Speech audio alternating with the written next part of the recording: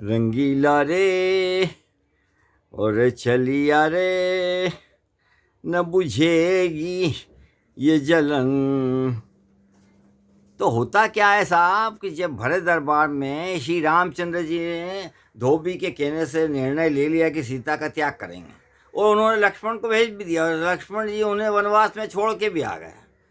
और वहीं पर फिर वनवास के दौरान सीता जी ने लव कुश को जन्म दिया। अब क्या है कि समय पश्चात राम को जब अपनी गलती का एहसास हुआ तो उन्होंने सीता के पास जाकर फिर उसे वापस चलने के लिए बोला, अपनी गलतियों के लिए माफ़ी मांगी, लेकिन सीता ने माफ़ नहीं किया। यह धरती माँ छो खुल जा, और उसके बाद धरती में समा गई। आज आज मोदी जी ने भी वही गलतियां की है, और भयंकर गलतियां की जनता के सामने।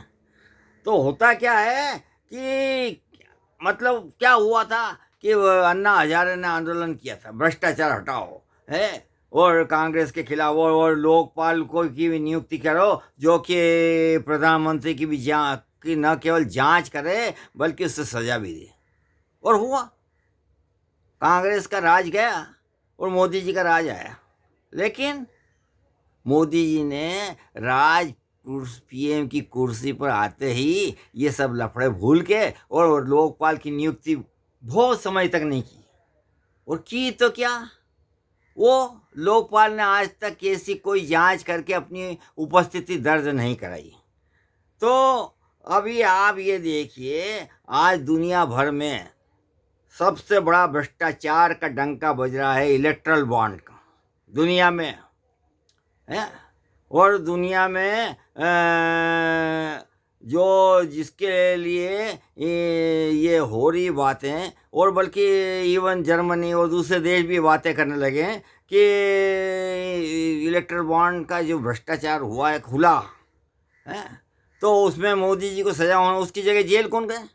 मोदी जी ने जेल भेज दिया है केजरीवाल को, है, जबकि सजा होना चाहिए था मोदी जी की। सब दुनिया जानती, लेकिन मोदी जी का क्या है, रोज की हेडलाइन बदलो और जनता को भुलावे में डाल दो। और ये हो भी रहा है, और ये हो भी सकता है डंडे की, क्योंकि डंडे की जोर पे मोदी जी ये करते चले आ रहे हैं। लेकिन सवाल ये है कि न्याय का क्या है?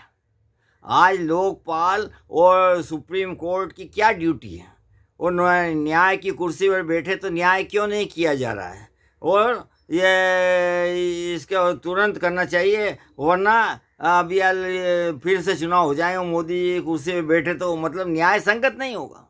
और जनता खुद भी नहीं चाहती है इनको, मोदी जी को फिर से कुर्सी पर बैठा हुआ देखना। तो इसके लिए आपको और समय रहते